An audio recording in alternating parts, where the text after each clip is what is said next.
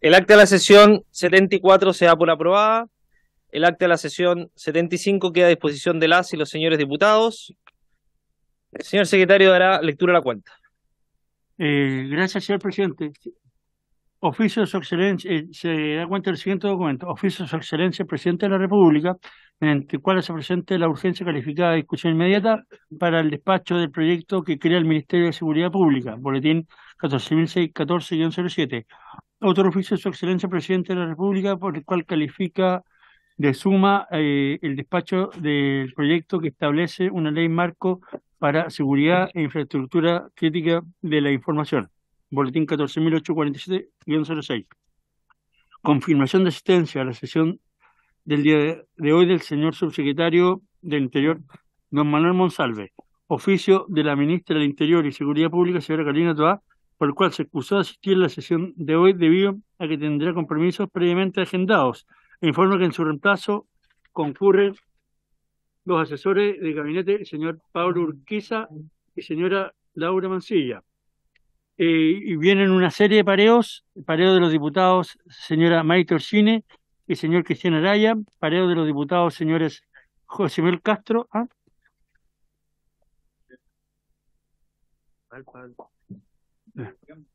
pareo de los diputados señores José Miguel Castro. Ya, perdón, disculpe.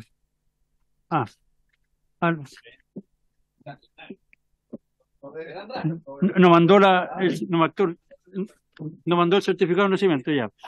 Pareo de los diputados señores José Miguel Castro y Jaime Araya, pareo de los diputados señoras Carolina Fríes y Gloria Navellán, y finalmente pareo de los diputados señor Raúl Leiva y don Andrés Yuanel.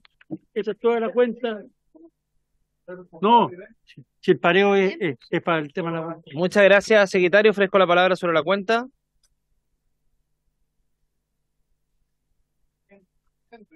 Puntos varios. Ahí está en puntos varios, porque le vamos a preguntar al presidente. ¿Ah?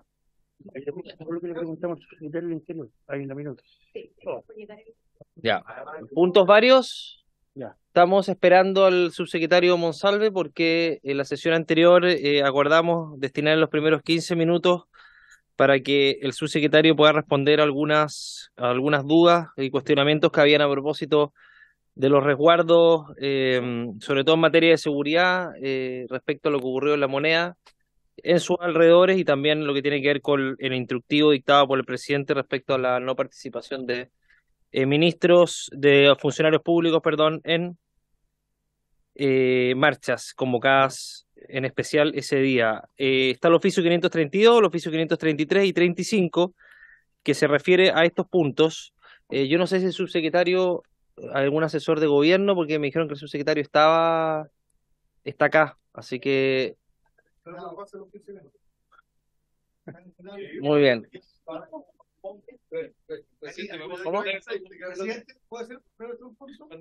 Diputado Leal. No hay posibilidad de cambiar sala, porque yo veo que hay hartos asesores siempre, están todos de pie, ahora acá, no hay una sala más grande que vamos a sesionar.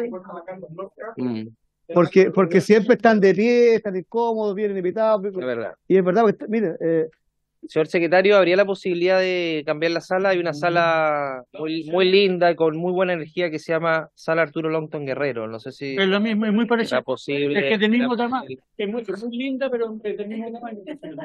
Podríamos pedir que la amplíen, pero no creo. ¿Qué quiso decir con eso, señor secretario?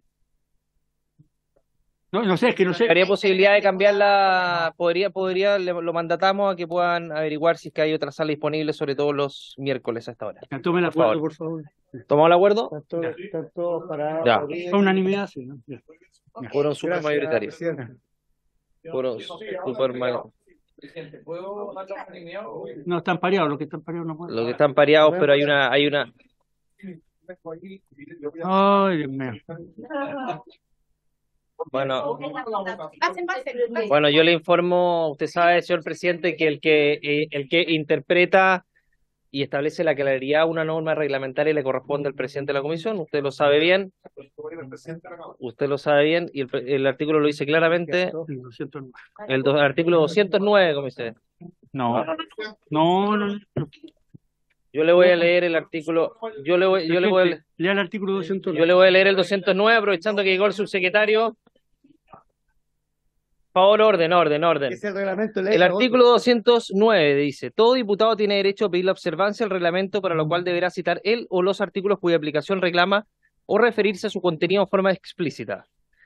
Inciso segundo: si el presidente estima clara la cuestión reglamentaria, la resolverá inmediatamente y no cabrá por este motivo debate alguno, debiendo acatarse la resolución que adopte a la luz de la alegación hecha. Si el presidente no estima clara la cuestión reglamentaria, consultará a la comisión. El debate durará hasta 10 minutos, que se distribuirán por mitades entre los diputados que plantean la cuestión reglamentaria y los que la impugnan. La resolución de la comisión se aplicará sin difusión, y este presidente estima que lo que se refiere a los pareos tiene una claridad evidente respecto a lo que establecen ambas normas, y por lo tanto creo que estimo que no tiene que darse discusión respecto a aquello, y que en relación a los pareos, como plantearon en la sesión anterior los diputados, los pareos corren para todas las votaciones, independientemente de las legítimas diferencias que podamos tener, pero este presidente estima que aquello corre para todas las votaciones, y en ese caso se aplica el artículo 167 del reglamento. No, sobre otra cosa. No hay discusión. Hago una... Presidente, usted tiene toda la razón. Quien interpreta es el presidente de la comisión, y pueden haber tantas interpretaciones como presidentes de comisiones existan. Entonces, uno de los principios básicos en el desarrollo de cualquier tipo de actividad, y particularmente en una legislativa, es la certeza jurídica. Entendiendo que usted tiene toda la atribución y la problemática que sea presidente, no pongo en duda su rectitud o su forma de interpretar, es de ir sentando precedentes en esta Cámara, no en esta comisión. Porque podríamos tener, vuelve a existir, tantas interpretaciones como presidentes circunstanciales existan. Entonces, lo que yo voy a solicitar, presidente, es que la presidencia de la Cámara, la mesa de la Cámara de Diputados, tenga una interpretación a la cual, porque yo discrepo de la suya. ¿Y cuál es el problema, presidente? Respetándolo absolutamente, es que yo no tengo, no puedo comentar, pero yo no tengo ninguna forma de reprochar una eventual, no es el caso, presidente, una interpretación antojadiza del presidente circunstancial de una comisión, que no es el caso, pero alguien podría interpretarlo de una manera sin fundamento de derecho alguno, solo porque quiero, solo llevar la contra, por hablar en términos coloquiales. Y eso no da certeza jurídica de lado y lado. Por eso me parece que una buena forma de interpretar, y aplicando el mismo reglamento, cada una de las interpretaciones o precedentes tienen que llevar un registro en la Cámara de Diputados. De cada vez que se interpreta una norma, eso tiene que llevarse por escrito, y el reglamento dice que tiene que haber un texto. Entonces, no es cuestionando su atribución, presidente, que hoy día la tiene, sino que lo que voy a plantear yo es a la mesa de la Cámara de Diputados para que tome una norma y se informe esa norma, porque esta interpretación es tan distinta como diputados existan. Nada en contra suya, sino que un tema... Para cerrar el punto de la palabra del subsecretario, un tema también de costumbre parlamentaria. Y la costumbre parlamentaria, por lo menos de los años que nosotros llevamos acá, es que en los pareos se extiende, por lo menos en las comisiones, a todas las votaciones, a no ser que el otro parlamentario haya tenido una conversación con el parlamentario que va a asistir, en que queden de acuerdo en que algunas votaciones van a ser sujetos solamente al escrutinio. En este caso, tengo entendido que con el diputado que se parió la diputada Plasencia fue el diputado Castro, y el diputado Castro entendió que eran todas las votaciones porque no se hizo ningún tipo de distinción. Eso es otro tema aparte, obviamente, más allá de lo reglamentario, pero tiene que ver también con lo ético, el comportamiento de los parlamentarios. Vamos a hacer... pero diputado Leiva, no vamos a abrir el diálogo, Vamos a abrir el diálogo. Subsecretario Monsalve, le damos la bienvenida. Esperamos que le damos la bienvenida, subsecretario Monsalve. Estamos cerrados puntos varios, diputado Orsini. Vamos a darle la palabra, la bienvenida al subsecretario Monsalve. Lo dije, ofrezco la palabra en puntos varios, y de hecho el diputado Araya no alcanzó tampoco a hablar de puntos varios. Diputado Orsini, esta sesión comienza a las 17 horas. Subsecretario Monsalve, por favor, tiene el uso de la palabra. Hubo una duda que nosotros la conversamos también el día de ayer, respecto a la seguridad en torno a la moneda el 11 de septiembre. ¿Usted tiene claro cuáles son los cuestionamientos o dudas de esta comisión? Por favor, lo conversamos también que pueda ser breve para que podamos dar espacio después a una pequeña ronda de preguntas y continuar con la discusión del proyecto de ley de ciberseguridad. Muy bienvenida, Michelle Bordarrach. De nuevo, Bordachar y subsecretario Monsalve. ¿Cuál es el artículo del reglamento, diputada Orsini? Primero, antes de darle la palabra. Tiene la palabra, diputada Orsini. ¿Cuál es el número del reglamento? Lo que le pido al secretario, si puede, por favor, buscar en el reglamento el artículo que hace referencia a cambiar la tabla del día. Si usted quiere, presidente, cambiar la tabla del día, porque este punto no está en la tabla del día de hoy, si usted quiere agregar un punto de tabla, tiene que tener la unanimidad. Entonces, Exacto. Diputada Orsini fue acordado por unanimidad en la comisión anterior. queda un minuto. En la comisión anterior que usted no estuvo presente. Así que, subsecretario Monsalve, tiene la palabra 15 minutos desde que empezó la comisión y la comisión empezó hace pocos minutos. Subsecretario Monsalve, le damos la bienvenida y tiene el uso de la palabra. Lo estamos esperando además, subsecretario. Subsecretario. ¿Ah?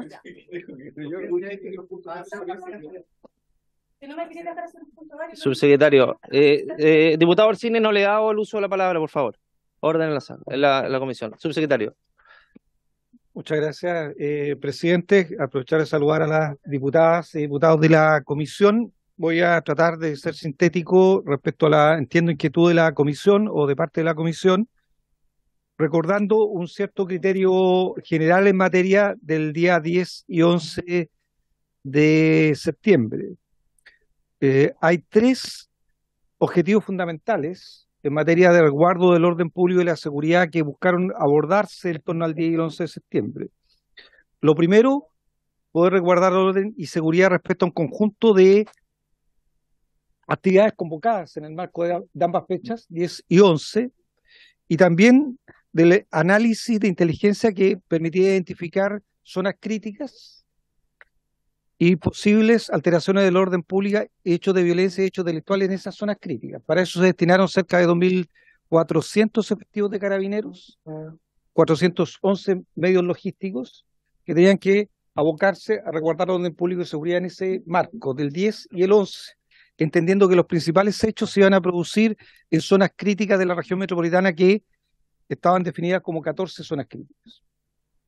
El segundo objetivo era poder resguardar la seguridad y el orden público en torno a la romería que estaba convocada el día domingo 10 durante el transcurso de la mañana, para lo cual estaban destinados aproximadamente 1.300 efectivos de carabineros y, si mal no recuerdo, 134 medios logísticos. Y un tercer objetivo era resguardar el orden público y la seguridad respecto a las actividades oficiales que se iban a desarrollar particularmente en el Palacio de la Moneda, donde iban a concurrir presidentes de otros países, mandatarios de otros países, y se iban a desarrollar actividades oficiales, para lo cual se destinaron 597 carabineros y 150 medios logísticos. Digo todo esto para colocar en contexto el hecho de que si uno mira las jornadas completas, se cuantificaron 364 eventos, como lo denomina Carabineros, que son eventos de alteración del orden público o hechos delictuales. Si uno lo mira en ese contexto, uno lo primero que puede afirmar, puede que no sea tan exacta mi cifra, pero el 90% de esos hechos ocurrieron durante las noches, en las denominadas zonas críticas de la región metropolitana fundamentalmente, y particularmente ocurrieron la noche del 11 de septiembre.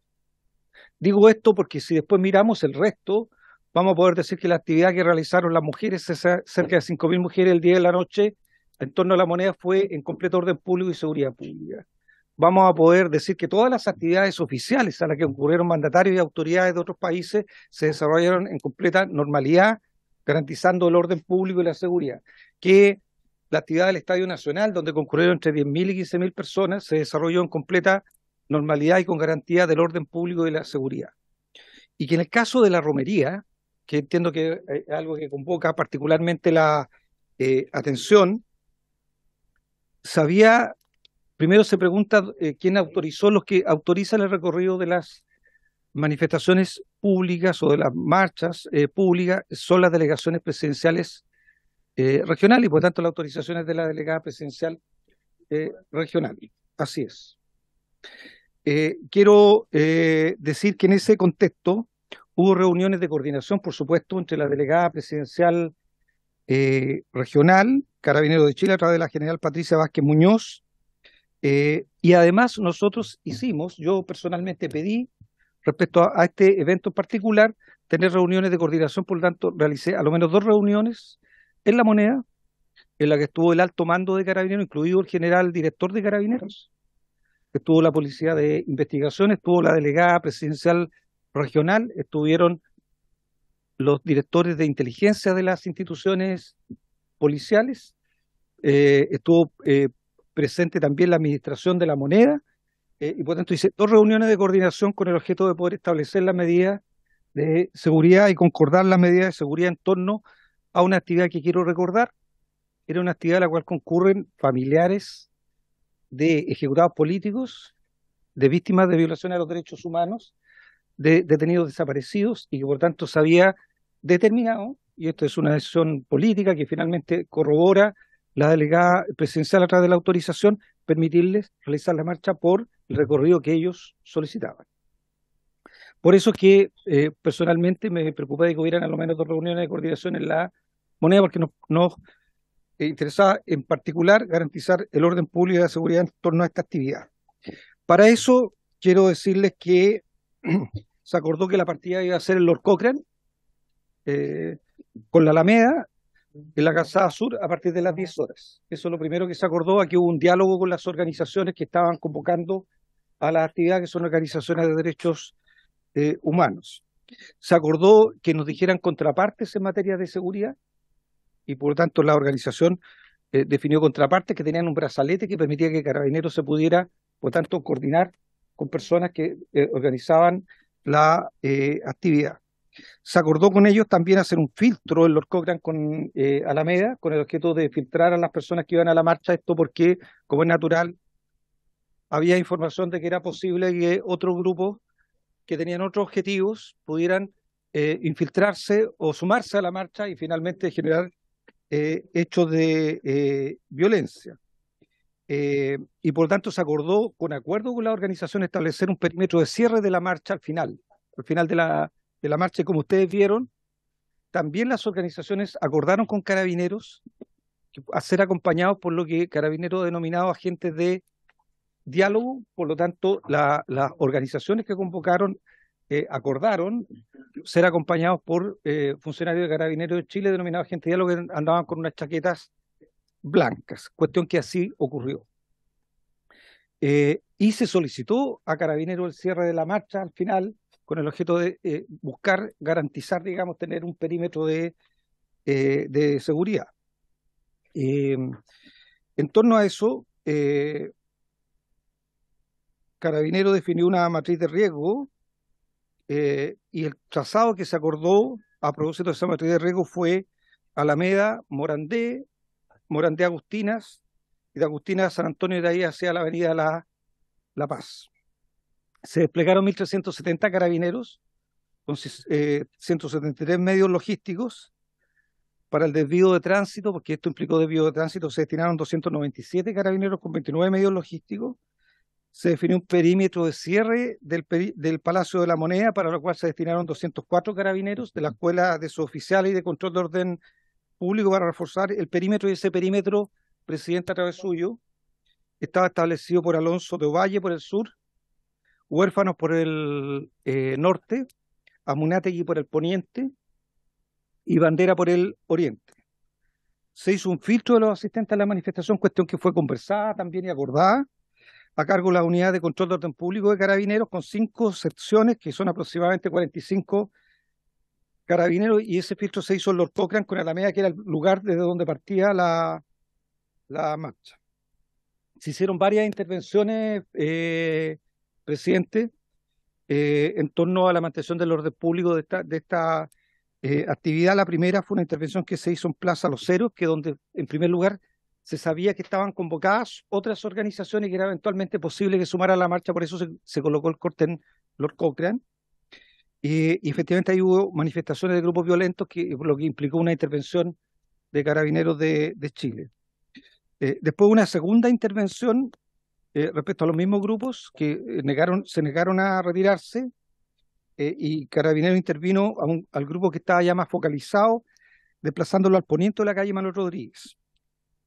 Y después una tercera intervención, que es la que a ustedes, entiendo, les preocupa principalmente, que es la intervención respecto a lo que ocurre en calle Morandé. Finalmente, Carabineros establece que hubo un grupo de manifestantes que lograron saltar o infiltrarse por las rejas. Estima que ese grupo es de aproximadamente 30 personas que finalmente se infiltra al final de la marcha, y que es la que empieza a generar daño en el Palacio de la Moneda. Como ustedes saben, una persona que firmaba con un fierro en la mano, que va rompiendo los vidrios del centro cultural. Hay otra persona que se sube a la reja de una de las ventanas del Palacio de la Moneda y golpea la ventana con el pie y logra romper los vidrios, y hay personas que hacen rayados en el Palacio de la Moneda. Entran, después voy a explicar aquello. En el marco de esas agresiones al Palacio de la Moneda, y con la rotura de los vidrios del centro cultural, que hacen de barrera para acceder al Palacio de la Moneda en su entrada por Alameda, se ve, y las cámaras lo pueden mostrar, ¿cierto?, que hay manifestantes que ingresan a ese espacio una vez que rompieron los vidrios del centro cultural, y se empiezan a enfrentar con Carabineros, que estaba más bien cerca del ingreso a la Moneda. Muchos, al mirar esas imágenes, se preguntan, como es natural, por qué Carabineros les permite entrar a esa área del Palacio de la Moneda. Yo estaba en el Palacio de la Moneda y estaba haciendo seguimiento de esto por las cámaras, y hablé personalmente con el general inspector director de Orden y Seguridad de Carabineros, el general Monraz, que finalmente es cuando se acuerda la intervención. ¿Ah? Esto por lo siguiente, porque teníamos la obligación de separar, y este parte es difícil a veces comprenderlo visualmente.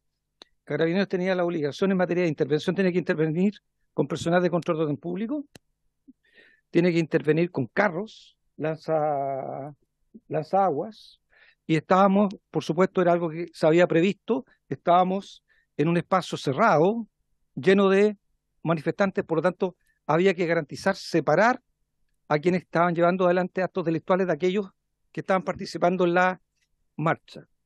Y esa separación estaba planificada, si es que ocurría.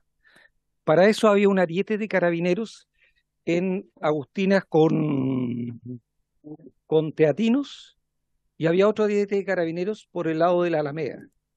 Y por lo tanto, ambos arietes tenían que intervenir para separar al grupo que estaba llevando adelante estas acciones violentas. Y por lo tanto, lo que hace Carabineros es lograr que el ariete que entra por el norte, o sea, entra desde Moneda, tiene que dejar desplazarse a los manifestantes, y posteriormente entra otro por Alameda, que ustedes son los que visualizan en los medios de comunicación, que entran una serie de carros lanzaguas que entran, ¿cierto?, desde la Alameda por Morandé, pero hay otro grupo que entra desde Moneda, o más bien desde Agustina, hacia Alameda por Morandé, para aislar a ese grupo. Eso es lo que permite la detención de tres, primero aislarlo, y segundo, permite la detención de tres personas, entre ellas la persona que rompió los vidrios del centro cultural, el que rompe los vidrios, y un tercero que creo que es el que hace los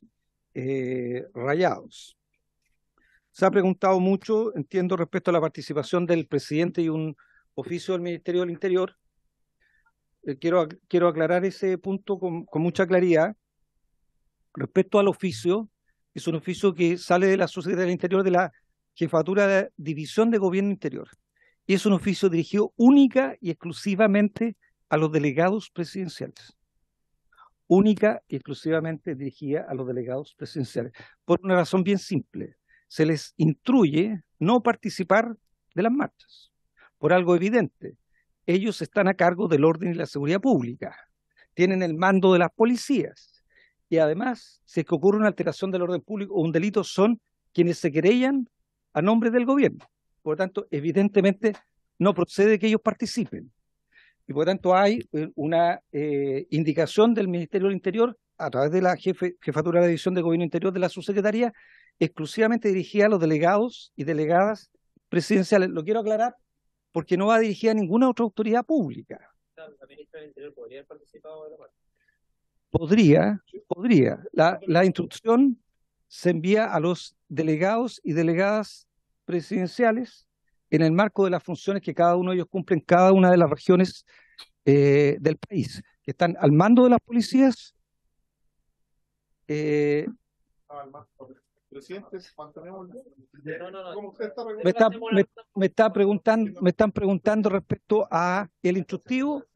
El instructivo fue emanado de la Subsecretaría del Interior, Jefatura de la División de Gobierno Interior, es quien la suscribe, que depende del Subsecretario del Interior, y va dirigida expresamente a los delegados y delegadas presidenciales por el rol que ellos cumplen en materia de orden público y de seguridad pública. Por lo tanto, no hemos instruido del Ministerio del Interior a ninguna otra autoridad, salvo a los delegados y delegadas presidenciales.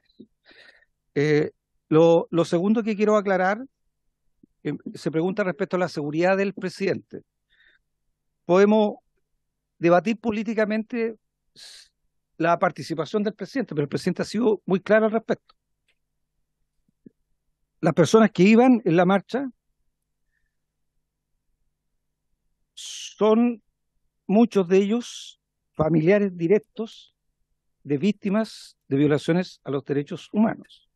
O sea, son personas que tienen padres, hermanos, parejas, tíos, que están desaparecidos. Podrá debatirse, pero el presidente consideró que eran personas que merecían ser acompañadas por quien preside este país.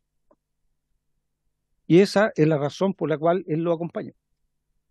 Desde el punto de vista de la seguridad, como ustedes saben, la seguridad del presidente es llevada adelante por un equipo de escoltas particulares del presidente de la República. El presidente de la República todos los presidentes de la República de nuestro país tienen un equipo de seguridad propio, un equipo de escoltas presidenciales. Y por lo tanto, todo movimiento del presidente de la República, desde el punto de vista de su riesgo, es evaluado por la seguridad de la presidencia de la República.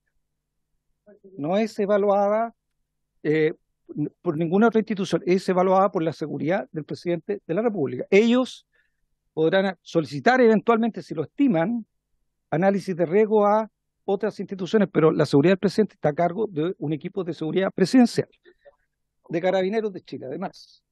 Por supuesto, altamente profesionales en esta tarea, y muchos de ellos han cumplido tareas de esta naturaleza en este gobierno y en otros gobiernos.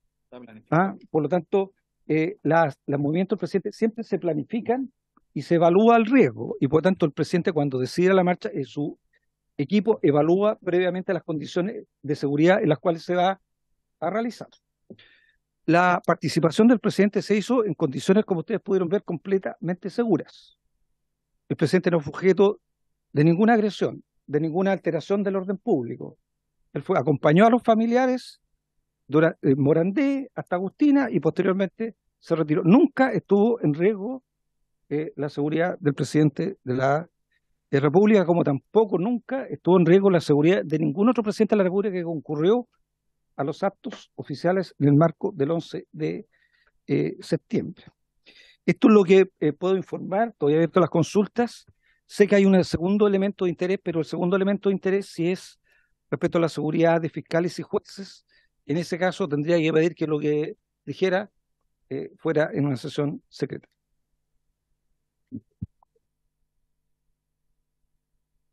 Ronda de preguntas, ojalá lo más breve posible, para después dar paso a la tabla del día. Diputado Alessandri. Muchas gracias, presidente. Gracias, subsecretario, por la explicación.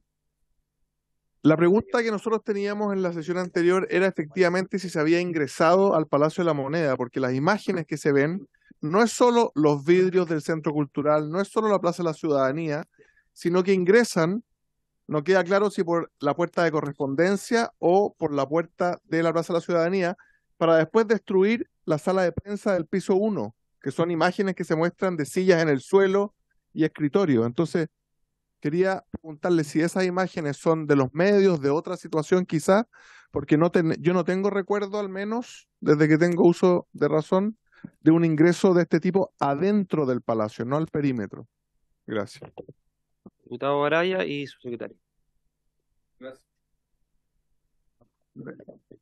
Lo primero, subsecretario, por internet presidente, es, ¿se había previsto una situación como esta? Solo hay 3 detenidos, de 30 o 40 que era el informe policial que nos indica. Lo primero que llama la atención.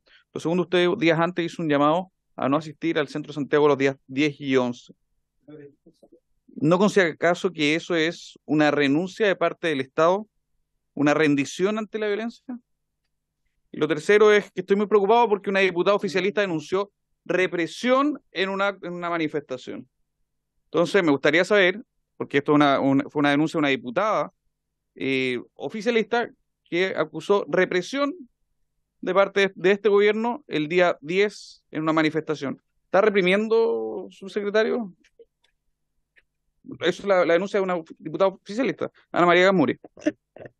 Subsecretario. Sí, primero presidente, te subió al... Sí, lógico. Diputado Leiva. Muchas gracias, presidente. Claramente, también me gustaría que el subsecretario nos planteara cómo es la forma en que se planifica un operativo de seguridad.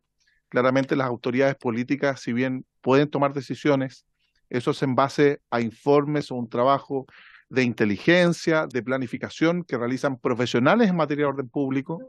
A mi entender, eso está entregado al trabajo que realiza principalmente Carabineros de Chile. Entonces, es importante que nos plantee que las decisiones que toma la autoridad sean contestes con la planificación que realiza la propia institución de Carabineros. En segundo lugar, también me interesa mucho el poder despejar la eventual duda de una inserción no autorizada al Palacio. Y en tercer lugar, también compartir una inquietud.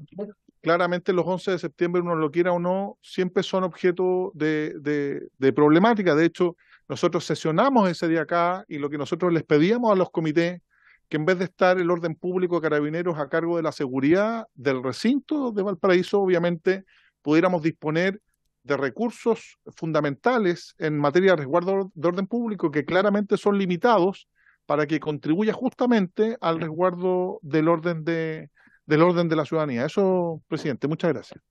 Gracias, diputado Leiva, diputada Plasencia y después diputado Leal.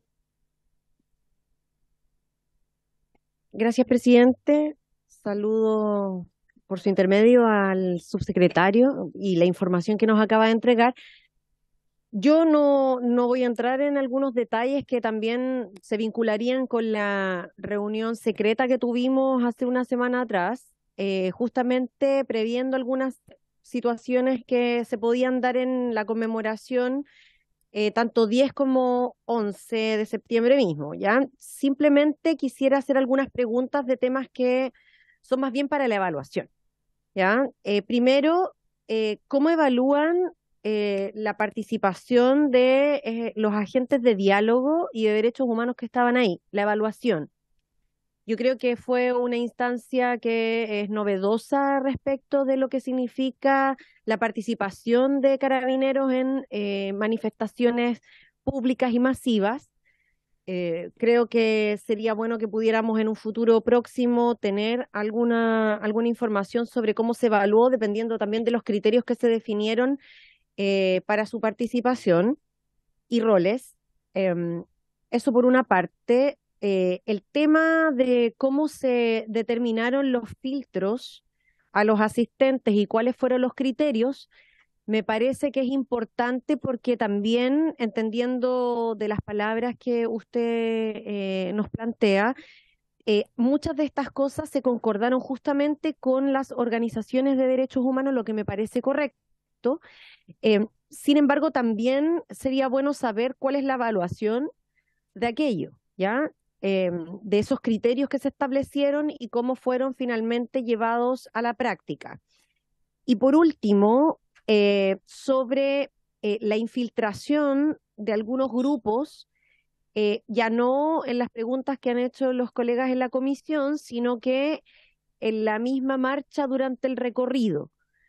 Y frente a eso, ¿cómo se evalúa la intervención de Carabineros, puesto que hubo una dispersión evidente de la marcha y se debió, a mi juicio, a la infiltración de estas personas que no tenían más que como objetivo evidente generar confusión en los mismos manifestantes, que como usted ha dicho, fueron familias, muchas de ellas con niños, con niñas, ¿cierto? Personas mayores, gente de las agrupaciones que fueron agredidas por parte de estas personas, ¿ya? Y frente a eso, también se impidió el acto conmemorativo en la plaza en Avenida La Paz.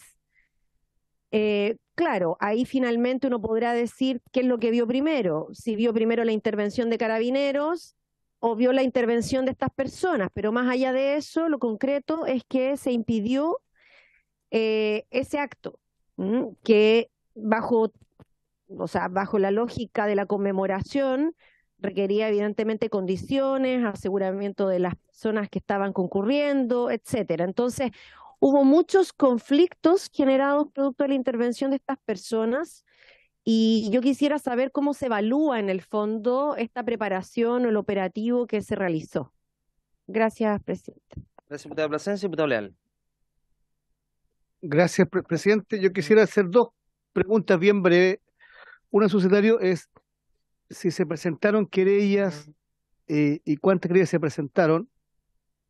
Y en segundo lugar, lo que ocurre, que al menos para nosotros es bien sensible, que lo que pasa en el cementerio, donde se vandaliza el tema de Carabineros y también de la tumba de Jaime Guzmán, que al final nosotros, el fundador de nuestro partido, para nosotros es un tema sensible. Si respecto de ese caso se tomaron o no acciones legales y cómo se puede evitar, porque todos los años como que pasa lo mismo. Cada 11 de septiembre, no sé si todos, pero es bastante habitual que se repita, se vandaliza. No sé si se pueden tomar medidas para tal vez evitar que eso ocurra en el futuro. Eso solamente. Gracias, diputado Leal. Unos 30 segundos, subsecretario. A mí me llama la atención que el 2005 esto se había suspendido, parece, ¿no es cierto? El 2005 fue la última vez que pasó por Morandé. Por ahí fue. Claro, fue en gobierno de Lago y fue precisamente por temas de seguridad. Entonces, lo que llama la atención, subsecretario, es que precisamente en Morandé es donde uno estimaba que precisamente se suspendió hace tantos años que no se hacía por eso. Debía tener mayor resguardo desde el punto de vista de Carabineros en la zona, sobre todo donde están los vidrios, donde están los ventanales, que era la zona precisamente más delicada desde el punto de vista de la exposición, y eso a primera vista pareciera ser que no estaba, o no había un resguardo de Carabineros suficiente, o bien no estaban precisamente en ese lugar. Eso quisiera que lo pudiera aclarar, sobre todo teniendo en consideración el antecedente previo de que hace más de 15 años esto no se realizaba en ese lugar. Y lo último que me llama la atención, el instructivo, porque entendiendo que los jefes superiores de los delegados son los ministros, el subsecretario, que esta instrucción haya sido dirigida a los delegados, pero no a los ministros, al ministro del Interior y subsecretario, usted, que precisamente tienen la función primordial y primaria desde el punto de vista de la seguridad y son superiores jerárquicos de los delegados. ¿Por qué no se extendió a todos quienes tenían que ver con la seguridad, entendiendo que obviamente podría haber sido más amplio, ¿no? Pero al menos quienes estaban a cargo de la seguridad, como usted lo planteó en un principio? Eso, subsecretario. Muchas gracias. En general, presidente, no nos acostumbramos a autoinstruirnos. Por eso es que tal vez no hay un instructivo ni a la ministra ni al subsecretario que ni la ministra del Interior ni el subsecretario participaron en ninguna de las marchas. No ingresó nadie al Palacio de la Moneda. Lo más que ocurrió fue que algunas personas ingresaron al perímetro de la Moneda a partir de la rotura de las vallas del Centro Cultural, pero al interior de la Moneda no ingresó nadie.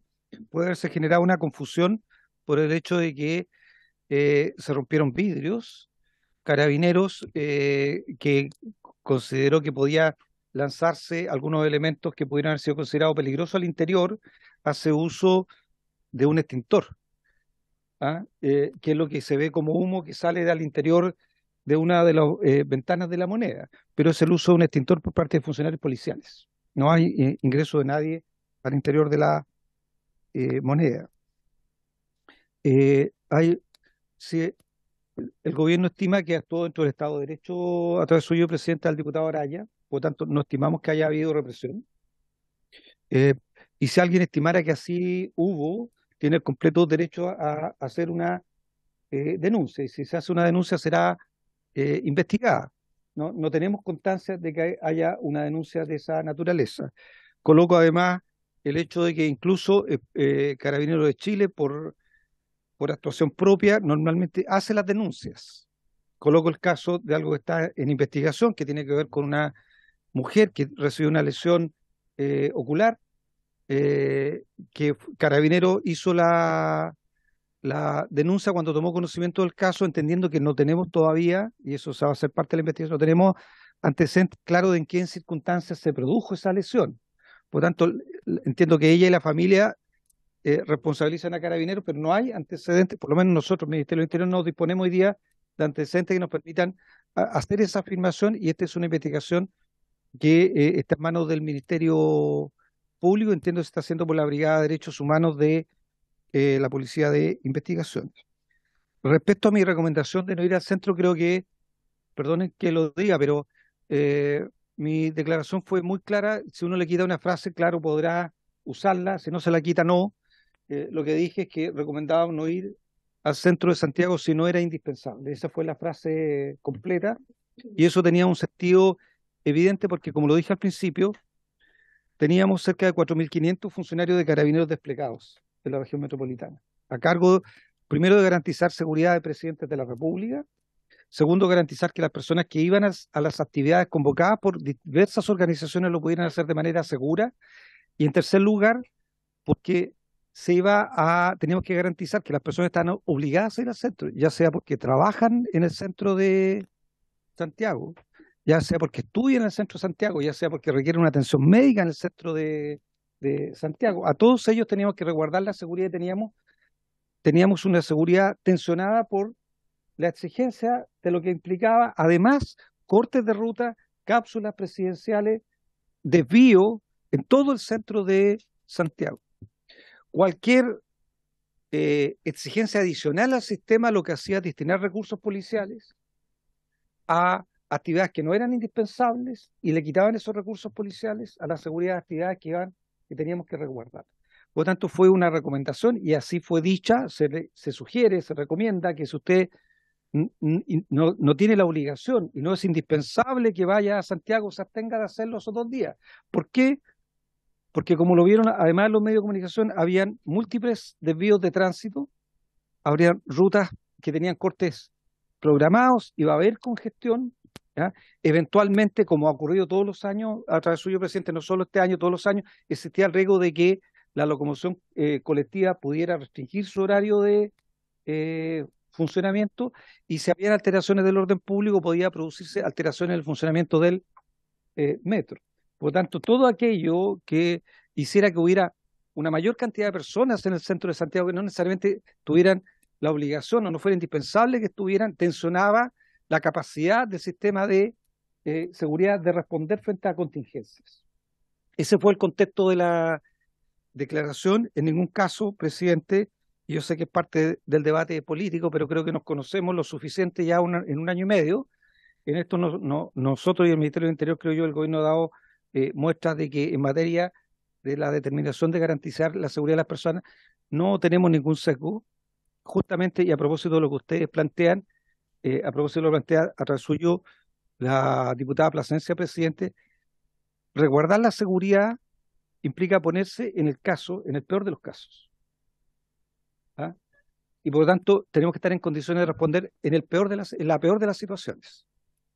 Y lamentablemente, si eso implica modificar el trazado de una marcha, si eso implica suspender una actividad que se quiere realizar, si eso implica suspender clases, por colocar un ejemplo, si es que nosotros evaluamos el peor escenario, que es nuestra obligación, estamos obligados a hacerlo, porque tenemos que ponernos en el peor escenario. El peor escenario es que ocurra una contingencia que estrese y tensione más el sistema de seguridad y requiera recursos policiales que no podamos tener para responder en esa contingencia, y eso generaría una situación de riesgo para la vida de las personas.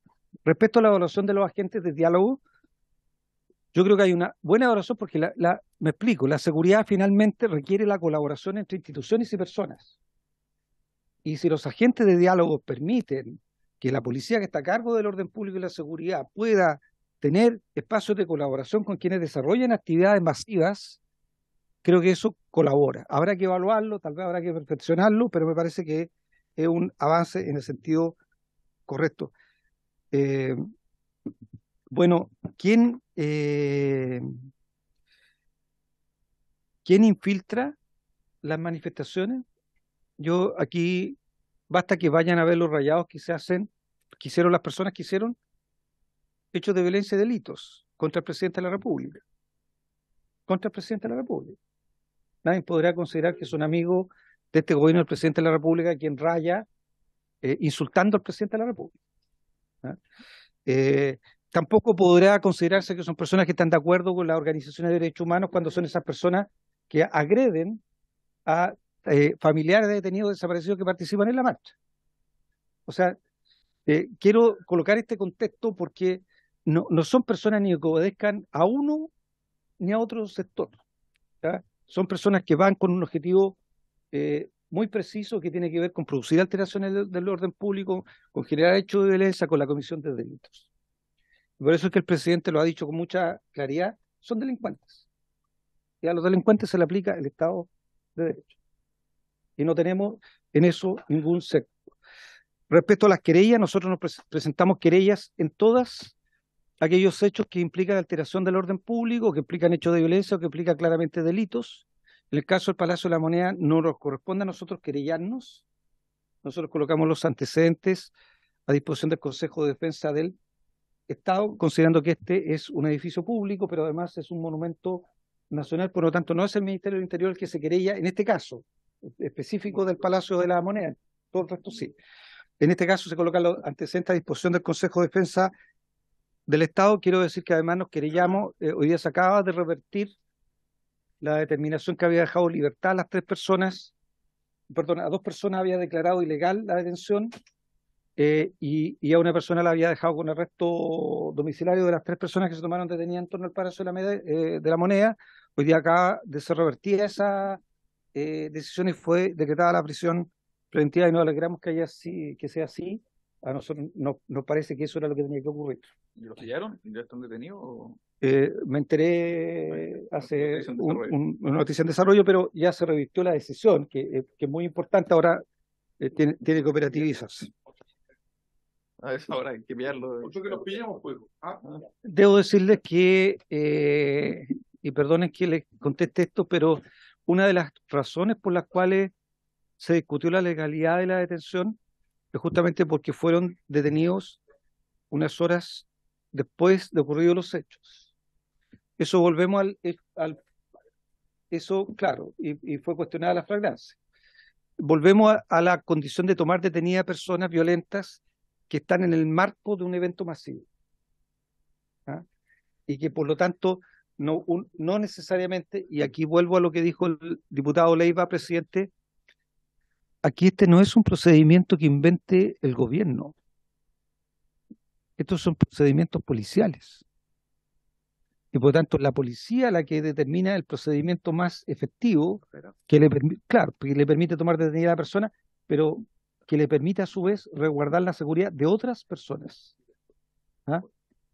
Y por lo tanto, desde esa perspectiva, lo que Carabineros hizo fue planificar la detención de las personas en un contexto distinto al que estaba en ese momento, que implicaba un alto riesgo para distintos actores. Creo que ahí me quedo. Respecto a la vandalización del cementerio, quiero en esto ser súper transparente. Creo que lo dije en un punto de prensa a través suyo, presidente. Hay ciertos lugares que son sagrados, culturalmente incluso, independiente de quién haya sido la persona, cuál hayan sido sus creencias o su posición política. Por lo tanto, hemos sido muy claros en rechazar la vandalización tanto del mausoleo de Carabineros como del mausoleo del ex senador Jaime Guzmán. en todos estos hechos que implican alteraciones del orden público, quiero insistir, el Ministerio del Interior se querella. Y creo que además puedo transmitir, no conozco el detalle, la preocupación particular del presidente de la República respecto a estos hechos, que entiendo además que implicaron acciones personales del presidente de la República y el rechazo público respecto a estos hechos también por parte del presidente de la República. Muchas gracias, subsecretario Monsalve. Muy corto, por favor, doctor Alessandri, para dar curso. Subsecretario, dos cosas de 2 segundos. Ajá. Una, esto es un llamado de alerta porque ni en la peor manifestación del estallido social se acercaron tanto a la Moneda rompiendo los vidrios y entrando a la Plaza de la Ciudadanía. Por lo tanto, alerta para la próxima porque no fue un buen desempeño de resguardar el Palacio. Y segundo, ¿qué día se presentó o se va a presentar la querella por el tema del cementerio? Porque desde la Fundación Jaime Guzmán presentaron una el lunes, inmediatamente después, pero no había ninguna querella presentada por parte del gobierno. Gracias. Subsecretario. Sin querer generar controversia, presidente, pero creo que es bien importante resguardar el Palacio de la Moneda. También creo que es bien importante mirar el contexto general de cuáles son los objetivos del Estado cuando busca garantizar el orden público. Si miramos la cantidad de hechos y después nos preguntamos cuántas personas resultaron lesionadas, por ejemplo, con armas de fuego, vamos a ver que hay una sola persona, camarógrafo, Villafrancia, que resulta lesionada eventualmente por el uso de un arma de fuego. Una sola persona, por riesgo vital. Entonces, creo que las cosas que hablar respecto a los objetivos que nos planteamos. En el caso de la Moneda también nos fijamos objetivos. Me pregunto, ¿cuántas personas resultaron lesionadas en el marco del operativo policial que buscó controlar los hechos de alteración del orden público que ocurrieron en la Moneda? ¿Cuántos manifestantes resultaron lesionados? Ninguno. Entonces creo que es bien importante establecer cierta jerarquización respecto a cuando se actúa policialmente. Y aquí quiero decir, la seguridad primero es para proteger la integridad de las personas. Y si uno mira desde esa perspectiva la actuación de nuestras policías, la integridad de las personas fue resguardada. Hay veces que uno puede controlar más rápido un hecho, pero con un costo en materia de integridad de las personas muy alto. Y a mí me parece que eso es un error del cual ya deberíamos haber aprendido y que el Estado no tiene que repetir. Y por tanto, desde esa perspectiva, evalúo la conducta de las policías, entendiendo que tanto queremos que no se lesione, y fue una conversación que tuvimos personalmente con las policías. Creo que no tendríamos una evaluación diciendo, mira, tomamos más detenidos y controlamos más, pero tenemos más carabineros lesionados graves. No tuvimos carabineros con lesiones graves. 14 carabineros lesionados, 13 con lesiones que fueron consideradas leves, y una que es una lesión del oído fue considerado reservado, que en ningún caso colocó en peligro la vida de un funcionario policial, y creo que finalmente la seguridad se mide por eso, presidente. Muchas gracias. Muchas gracias, subsecretario, por la aclaración, por la exposición. Obviamente que entenderá que era un tema de interés de esta comisión, sobre todo porque cuando uno ve en indefensión el Palacio de la Moneda, obviamente que eso también tiene repercusión en la población, que se dicen, si la moneda está siendo vulnerada, ¿qué queda para nuestros hogares, nuestras casas, nuestra seguridad en la calle? Entonces, obviamente que era un tema de mucho interés para esta comisión. Pasando al proyecto de la tabla, la sesión tiene por objeto continuar la discusión y votación en particular del proyecto de ley iniciado en mensaje del presidente de la República, que establece la ley sobre marco sobre ciberseguridad e infraestructura crítica de la información, boletín 14847-06, con urgencia calificada de suma, en segundo trámite constitucional y primer trámite reglamentario. Está invitada la ministra del Interior, señora Carolina Toá, y en representación concurren, no sé si están presentes, pero aquí me figuran Alejandro Urquizar, señora Laura Mancilla y el subsecretario del Interior, señor Manuel Monsalve, y Michelle Bordachar, que nos acompaña también con su presencia. También están los invitados que nos han acompañado en la discusión en particular, en general y en particular, así que también le damos la bienvenida. Gracias por acompañarnos una vez más y disculpas también porque se atrasó una hora la discusión de este proyecto, y espero también que nos puedan ilustrar con sus opiniones cuando sean requeridas. Señor secretario, teniendo en consideración que hay acuerdos respecto a ciertos artículos que fueron discutidos ya en la semana, artículos muy complejos. Quiero valorar el trabajo que se ha hecho también del Ejecutivo y de los asesores, pero en particular del Ejecutivo, porque ha habido una apertura muy relevante para efectos de poder llegar a acuerdos en consideración a las distintas indicaciones presentadas. Así que eso hay que destacarlo, señor secretario. Vamos a partir con los artículos que no tienen discusión, que es el 27 al 32 y el 39 al 43, y después vamos a dar lectura a los 3 artículos que se llegó a un acuerdo, porque creo que es relevante poder leerlos y también tener el espacio para poder discutirlos. A ver, además de estos artículos, va a quedar pendiente una parte del proyecto. Tenemos todas las otras semanas que va a ser distrital, que son fiestas patrias además. Por lo tanto, esperamos que ya en las semanas subsiguientes tengamos ya un acuerdo cerrado respecto a lo que resta del proyecto para poder despacharlo, entendiendo además que estamos con los plazos muy acotados, sobre todo por los compromisos del gobierno y del Congreso. Eso, señor secretario. Presidente, tengo que hacer una observación reglamentaria. Yo, siendo respetuoso de la Constitución, la ley y de nuestro reglamento, para que no tengamos problemas, podemos discutir, o sea, pueden ustedes discutir los artículos, pero no se pueden votar porque no hay quórum para aprobar o rechazar. Se requieren 4 diputados porque está la circunstancia, están todos pareados y solamente podría votar el diputado Alexander, el diputado Leal y el diputado y el señor presidente. ¿Usted no está pareada? La diputada Plasencia no está pareada, señor secretario, así que... ¿No está? A ver. A ver, revisemos, por favor, secretario. Señor secretario, por favor, revisemos los pareos para tener claridad y no tengamos problemas reglamentarios después y no se intenta anular esta sesión. ¿No está? No. No queremos tener riesgo de nulidad. Así que, por favor, secretario. Le quiero pedir 1000 disculpas, diputada, modestamente. No, 1000 nomás, porque...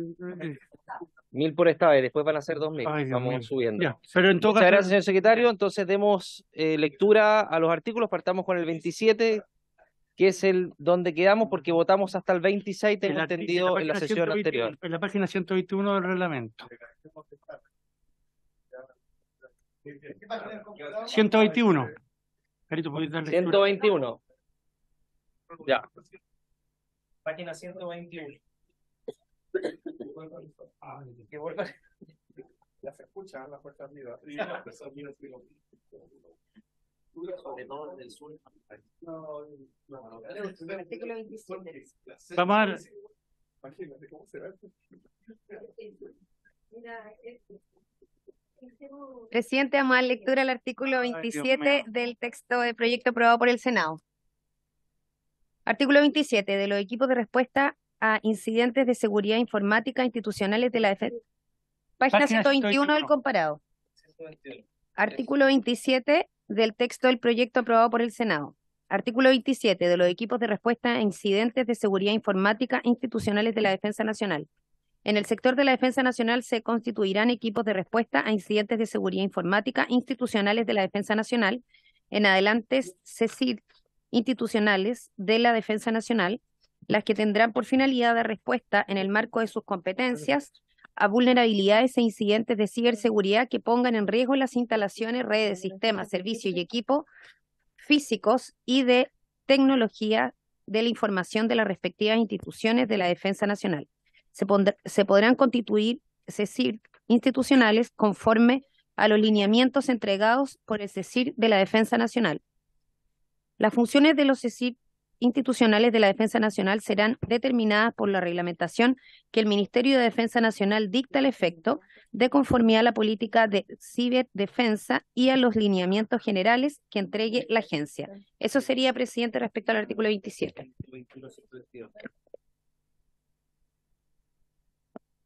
Gracias por la lectura del artículo. Vamos a pasar a la discusión en particular. ¿Algún diputado, diputada, hacer uso de la palabra? ¿El Ejecutivo? ¿Estamos bien? Bueno, en votación, señor secretario. Artículo 27. 27, señor presidente. Por cierto, la haría votar primero, pero no se puede. Ya pedí las disculpas. Mil disculpas. Mil disculpas. Secretario. Diputado Alessandri, su voto. A favor y agradecer a la diputada Plasencia el quórum. Diputado Leal. A favor, secretario. Diputada Plasencia. Aprobar. Diputado Longton. A favor. Aprobada la... Señor secretario, por favor, para las votaciones sucesivas, ya. Si es que hay tomar el acuerdo de unanimidad. Sí, sí. Por favor. Total de 4 diputados. Artículo 28.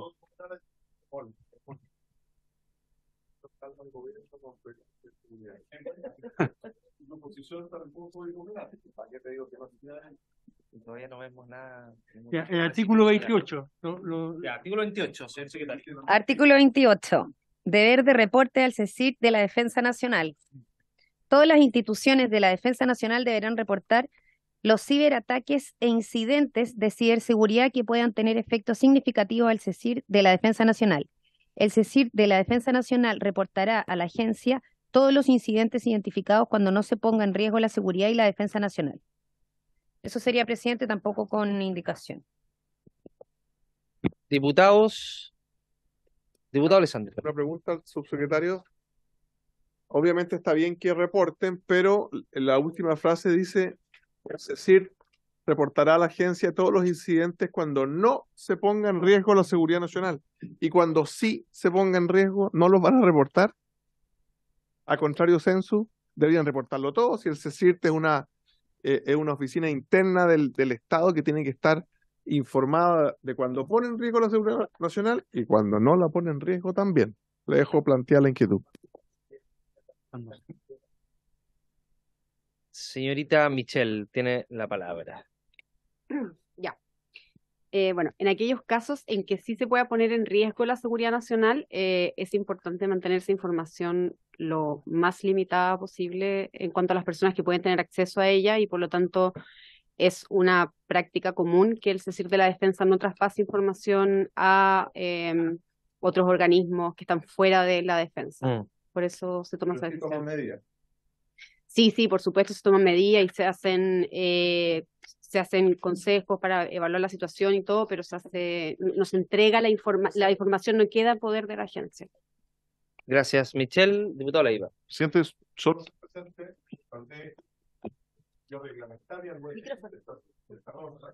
porque es una constante que cuando no se establece una obligación simplemente no se cumple. Y la problemática de la accountability, de que efectivamente lo hagan y se haga, está supeditada única y exclusivamente a la discrecionalidad de la autoridad de turno. Entonces, solo hacer presente que sería idóneo, en mi opinión, que el reglamento sí contemplara la obligación de informar cualquier incidente, sin perjuicio que esa información fuera reservada. Pero de alguna manera se tiene que cautelar aquello que, a juicio de quien tiene a su cargo el CECIR en materia de defensa, no ponga en riesgo la defensa nacional, igual debiera informarse o alguien debiera tomar o ponderar debidamente esos antecedentes, porque sumados varios de ellos pueden dar orientaciones distintas o lineamientos de acción distintos, presidente, esa es mi opinión. Sí. Gracias, diputado Leiva. Creo que las dos precisiones, tanto el diputado Alessandri como el diputado Leiva, son atendibles. Quizás precisar de mejor manera que no se va a reportar al director de la agencia o a la agencia, pero eso no quiere decir que no se hagan los reportes correspondientes internos. Quizás poder trabajar en una precisión respecto a eso o entregárselo al reglamento. No sé qué podría acomodarle más a la comisión para que sigamos en esta dinámica de poder llegar a acuerdos. Si hay un compromiso del Ejecutivo, yo creo que sería suficiente. Michelle, subsecretario, a no ser que Michelle tenga el día de mañana sea nombrada subsecretaria. No, solo precisar para que no quede una impresión equivocada. Hay un Estado Mayor conjunto, está en cada una de las ramas de las Fuerzas Armadas, por supuesto. Hay estándares de ciberseguridad y si hay incidentes en materia de ciberseguridad en alguna de las ramas de las Fuerzas Armadas o en el Estado Mayor conjunto, por supuesto, que se responde a esos incidentes. Lo que ocurre es que estos incidentes ocurren en un espacio de la Defensa Nacional que busca no romperse el perímetro de seguridad en torno a la información que se maneja en materia de defensa nacional. Por eso es que no se entrega o no se hace, digamos, el traspaso de información a la agencia. Pero quiero despejar cualquier duda respecto a que ese incidente no sea abordado, controlado, mitigado y eventualmente resuelto. Eso sí se hace, pero quiero volverlo a hacer en el marco, ¿cierto?, de un espacio que busca no vulnerarse, que es el espacio de la defensa nacional. Michelle. Gracias, subsecretario. Diputado Leiva. Presidente, yo coincido con lo que plantea. Es un ámbito muy complejo y de privilegios en materia de información. Tal vez podríamos salvar esta situación si en vez del punto final del inciso colocáramos conforme determina el reglamento y que el reglamento sí se haga cargo de esa problemática. Solo como opinión que me la ha dado mi asesor personal en la materia. Muy bien, diputado Leiva, un gran asesor. Nos acabamos de enterar que es un asesor transversal. Así, transversal. La indicación del diputado Leiva, ¿podría redactarla, por favor, diputado, para la pieza jurídica, para poder firmarla, suscribirla y aprobarla por unanimidad?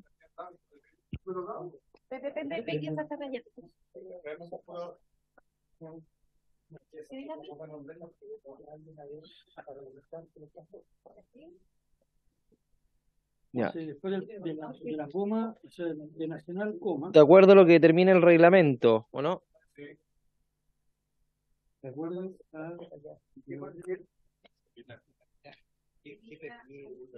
En la palabra nacional, coma. De acuerdo a lo que determine...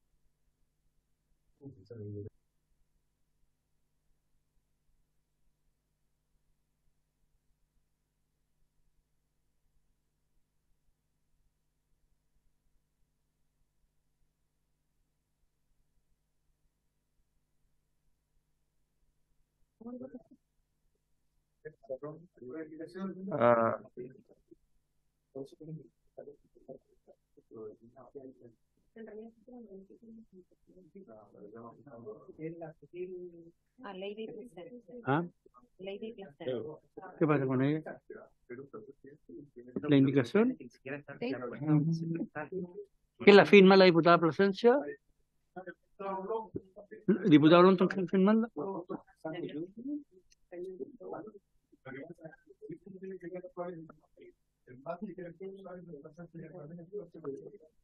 ¿Diputado Alessandri la firma o no?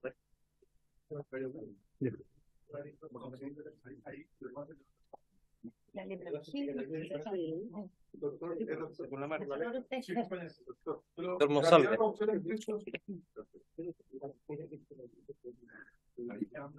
No, el diputado Leal. Es una pieza jurídica. Señor secretario, por favor, lea la indicación y después procedemos a la votación. Se vota el artículo 28 con la indicación que dice conforme a lo que dispone el reglamento. Muy bien. En votación. ¿Por igual votación, estimado diputado?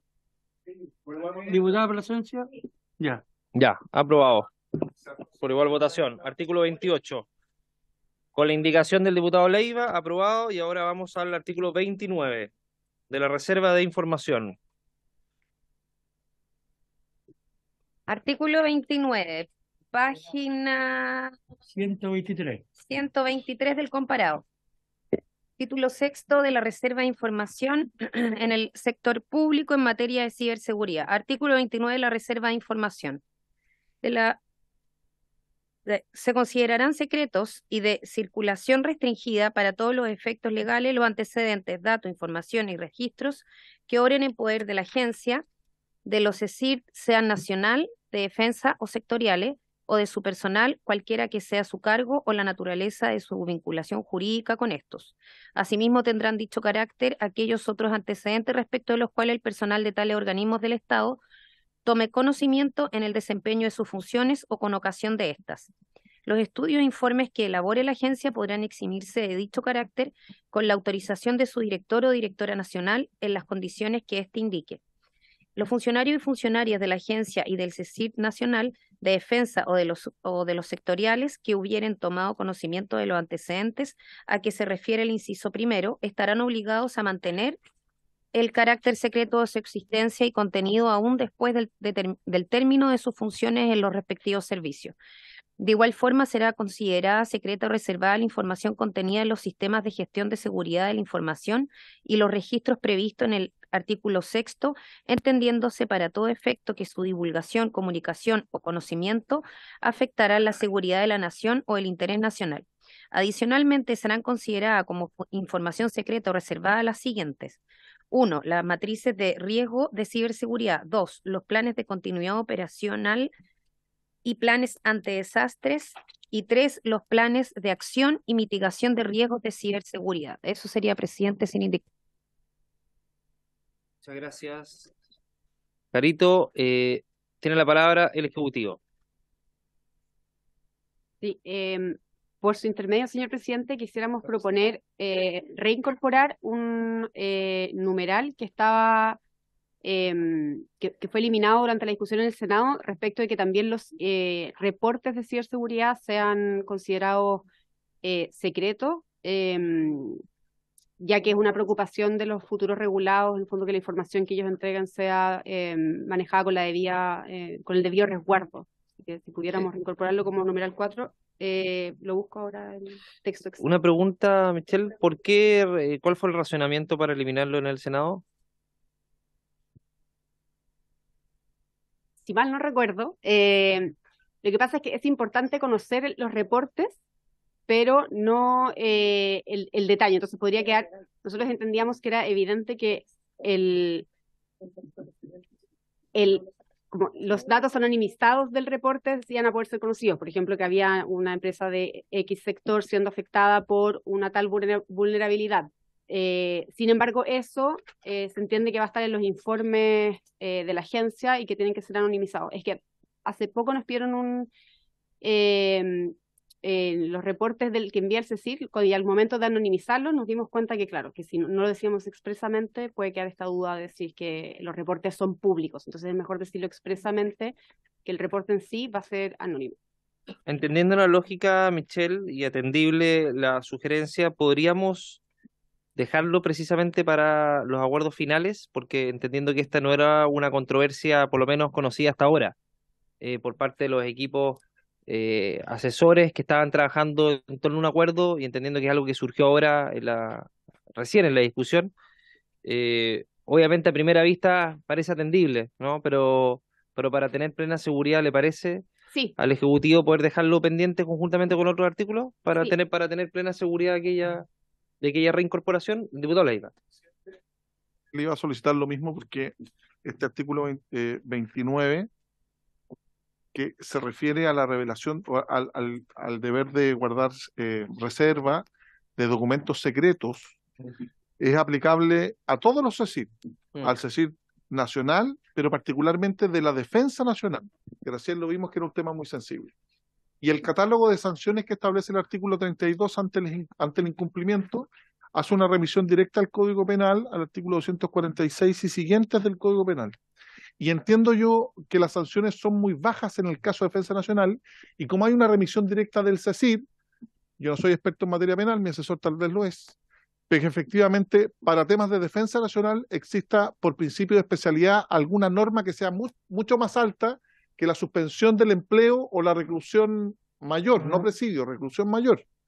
Por consiguiente, podríamos estar afectando justamente la revelación de un secreto militar mucho más complejo en materias de seguridad nacional, y la sanción asociada, conforme al 245, sería mucho más baja que la que eventualmente exista. Entonces, que se ponga atención también en esa sanción, porque si involucramos al CECIG de la Defensa Nacional, pudiera ser algo mucho más complejo, presidente. Y en mi opinión, las penas debieran ser agravadas en la revelación de secreto en materias de defensa nacional y de la seguridad nacional, presidente. Me lo acaba de señalar mi asesor directo. Muy bien, muy bien. Además tienen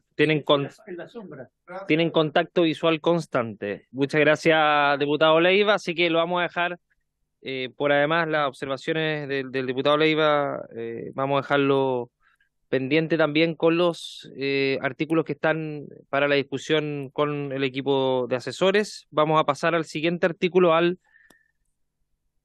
30, artículo 30. Presidente, el artículo 30, que está en la página, como bien dice Carolina, 126, dice lo siguiente. Artículo 30. Gracias. Extensión de la obligación de reserva.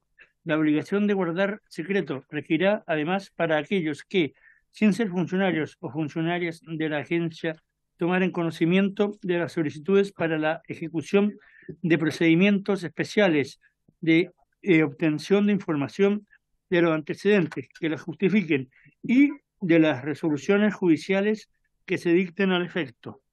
Ese es todo el artículo, señor presidente. Gracias, señor secretario. ¿Algún diputado o diputada hacer uso de la palabra? El Ejecutivo, en votación.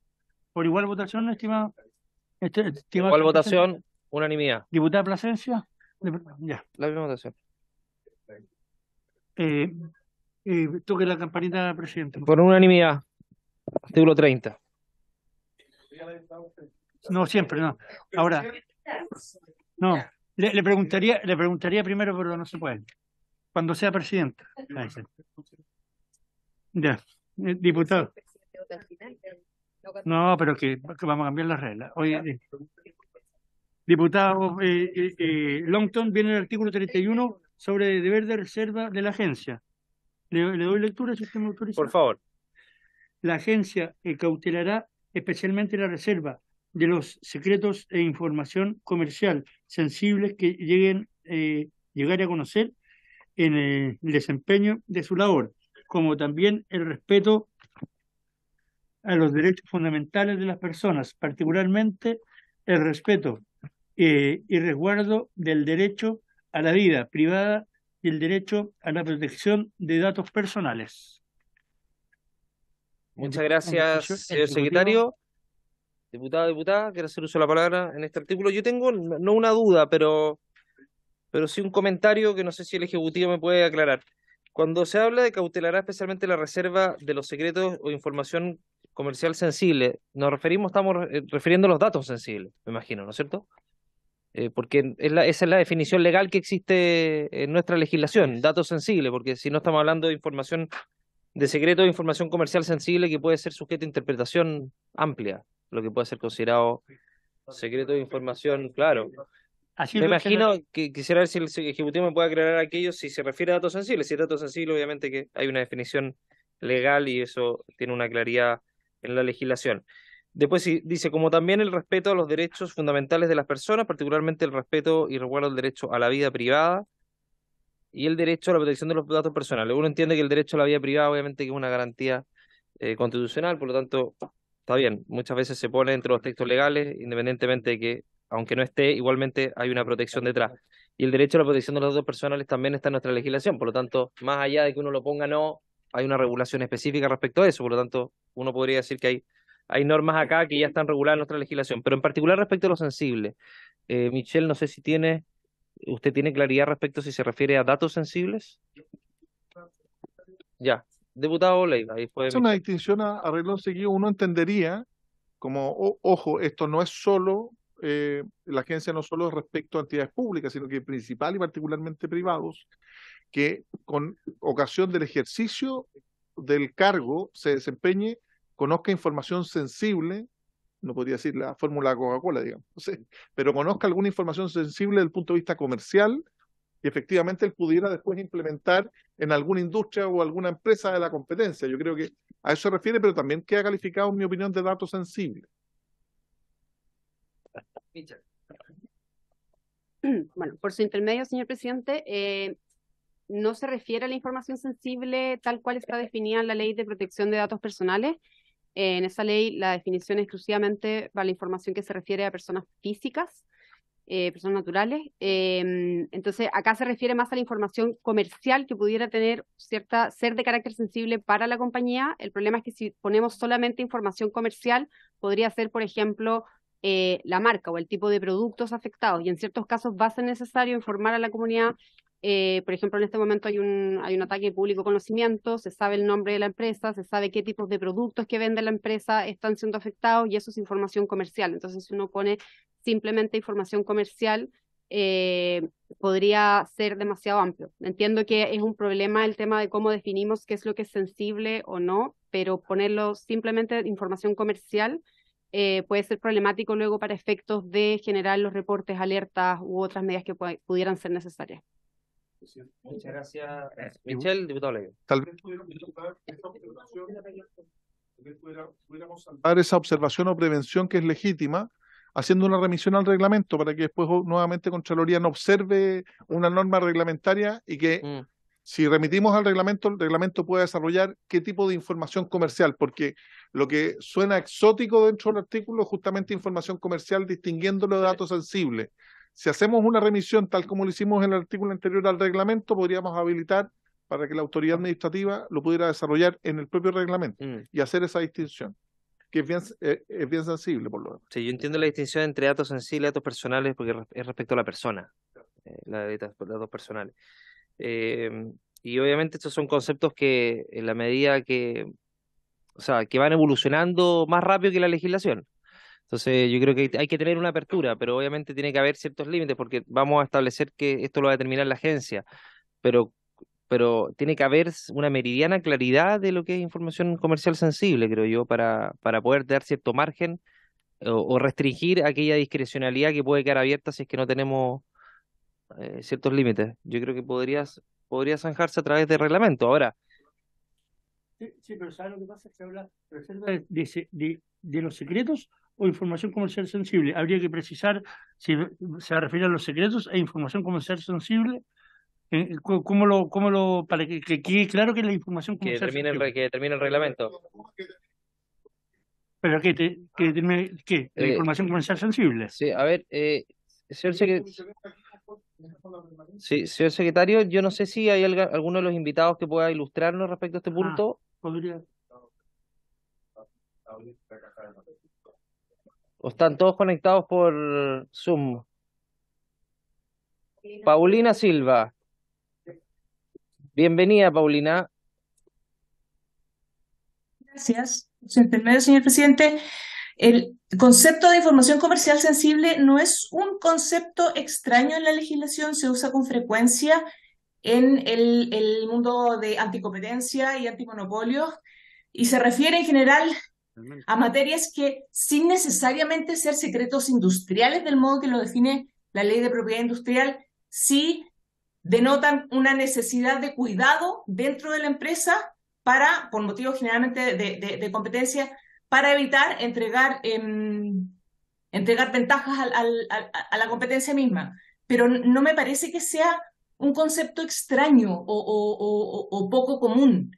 Ahora, es súper claro que los datos sensibles y los datos personales viven en otro mundo, viven bajo el alero de los datos personales. Por lo tanto, en mi opinión, no veo que se genere una confusión conceptual entre información comercial sensible, que se refiere a la empresa y al negocio, y que es una información que merece ser protegida también, y el mundo de los datos personales, que a su vez se dividen en datos personales y datos sensibles. La antimonopolio, pero no dio la ley.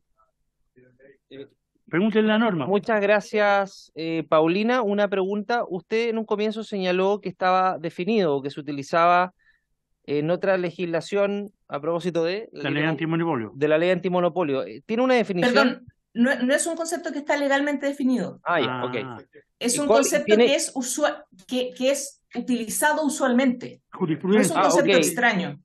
Paulina, perdone, ¿y el alcance de acuerdo a su experiencia, ¿es un alcance amplio, restringido, va variando en el tiempo o es dependiendo de la situación? Yo creo que no es un alcance restringido, es un alcance Peligroso. que se refiere al ámbito económico de una empresa específica. A eso me refiero con que no sea restringido. No es unívoco, Y no es unívoco. Pero el concepto de información comercial sensible, y estoy pensando en voz alta, se refiere a aquellas materias o conocimientos o datos o información que tiene una empresa que le permite distinguirse de su competencia y que en el evento de que su competencia acceda a esa información va a ser perjudicial para esta empresa. Pero del modo en que me parece que es usualmente utilizado es en el ámbito de la libre competencia. A lo que me quiero referir es que no es un concepto inusual, ni que me parezca que genere dudas o confusión, ¿cierto? Ni menos confusión entre información comercial sensible que alude a la empresa y datos sensibles que aluden a las personas. Muchas gracias, Paulina, por su opinión. Diputado Ley. Yo tomo en consideración lo que plantea la experta. Claramente no hay una definición, pero hay que entender que esta norma está dentro del marco de deberes y obligaciones y que traen aparejados en el artículo siguiente una sanción. Por lo tanto, es de derecho estricto y ella misma señala que es amplio y por eso hay que definirlo adecuadamente, sin perjuicio que esa terminología se utilice incluso de manera cotidiana en temas de competencia o temas económicos que yo desconozco. No existe una definición legal de información comercial. Y para los efectos de esta ley tiene que tener una definición y yo creo que la solución, presidente, que le propongo a la comisión es que lo resolvamos de la misma manera y que haya una remisión expresa al reglamento. Eso es, presidente. Hay dos conceptos, secretos e información comercial. Sí, sí, diputado, pero si usted lo quiere poner después de información comercial sensible, conforme lo disponga el reglamento. La propuesta mía es al final del punto. Por favor, secretario, la secretaría queda mandatada para hacer la misma adecuación en los mismos términos. Lo redactamos ahora y lo firmamos, por favor. La misma que teníamos al artículo 21. Conforme lo indica el reglamento. ¿Pero qué cosa? ¿Conforme a qué? ¿La información comercial sensible? Conforme también el reglamento. Y le pedimos al Ejecutivo que cuando lo redacte, por favor, en el reglamento, no sea restrictivo, sino que lo dejen. Sea restrictivo, pero no lo suficiente para que el día de mañana queden atrapados en una norma que después va a ser difícil de modificar, porque uno entiende que esto va más rápido que la legislación y los reglamentos. ¿Ah?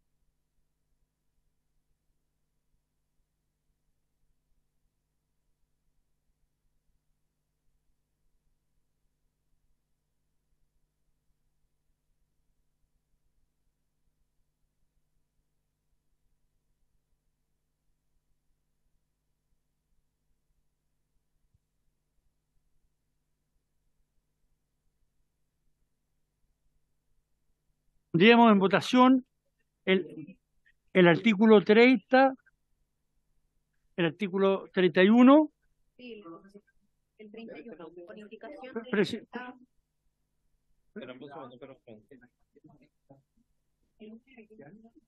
¿Qué página el 39?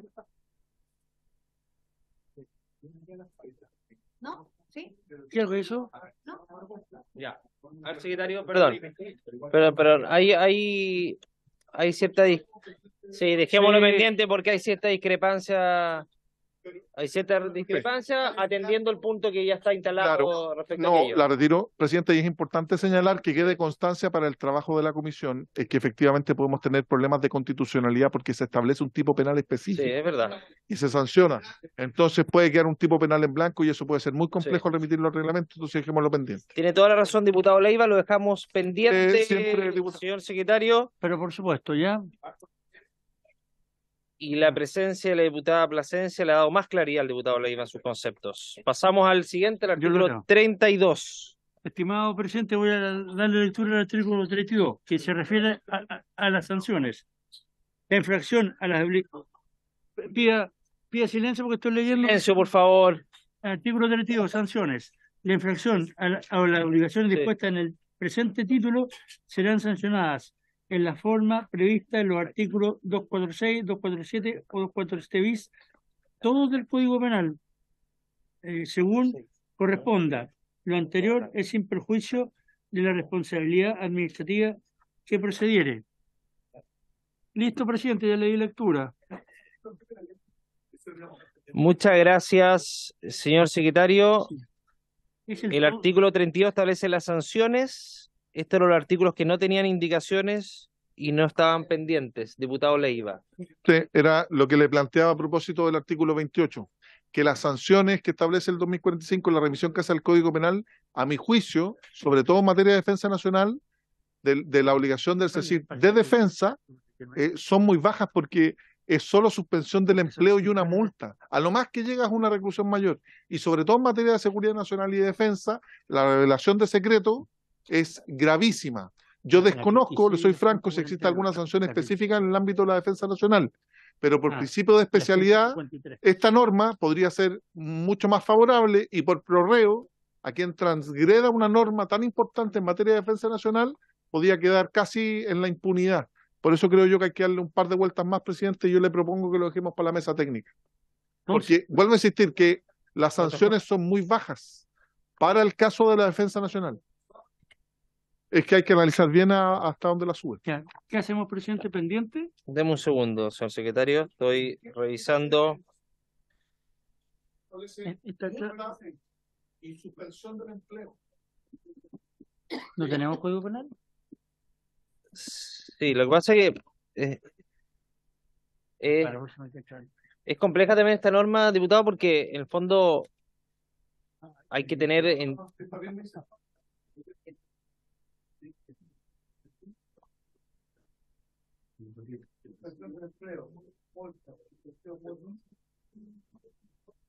Ya, el diputado Leiva recurre lo dicho porque las penas están proporcionales a la...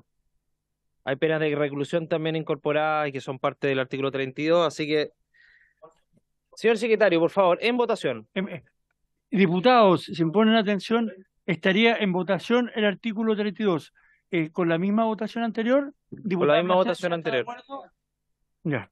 Hay pena de reclusión. Ya. Aprobado. Aprobado el artículo 32. Nos vamos a la página 153, que parte del artículo 39.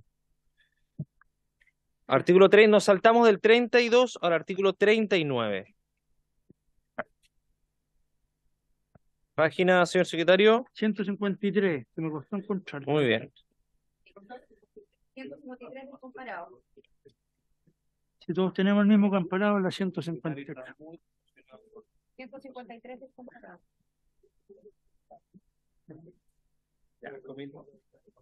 ¿Ah? No vamos a meter en la normalidad. Hablamos con justicia en la Comisión Ministerial.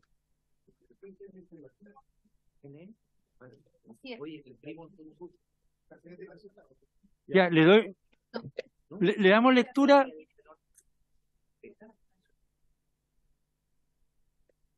No, ¿qué cosa? Hay una indicación del Ejecutivo ¿A dónde? en la 39. Ah, sí, pero es que Diputado Leiva, diputado Leal, perdón. Artículo 39, señor secretario, por favor. tiene una indicación del Ejecutivo el artículo 39 en todo caso. Yo le doy lectura. Artículo 39, título octavo del Comité Interministerial de Ciberseguridad. Artículo 39, Comité Interministerial sobre Ciberseguridad.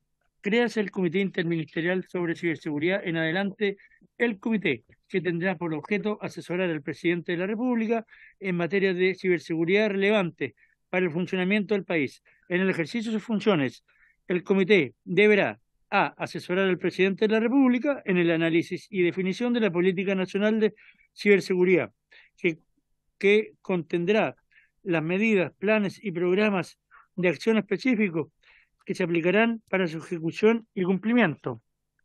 B. Proponer al presidente de la República cambios a la normativa constitucional, legal o reglamentaria vigente cuando ésta incida en materia de ciberseguridad. C. Coordinar la implementación de la Política Nacional de Ciberseguridad, aprobar la lista de servicios esenciales propuestos por la agencia y sus modificaciones, aprobar la lista de operadores de importancia vital propuesto por la agencia y sus modificaciones. F. Apoyar las funciones de la Agencia Nacional de Ciberseguridad en lo que resulte necesario. G. Revisar y tener en consideración las recomendaciones del Consejo Multisectorial sobre Ciberseguridad. Ese es todo el artículo, señor presidente. Muchas gracias, secretario. Hay una indicación del Ejecutivo. Le doy la palabra a Michelle para que nos pueda explicar por qué suprime la letra D y E, entendiendo que además hay un acuerdo respecto a artículos que vamos a ver a continuación respecto de la mesa técnica. Michelle.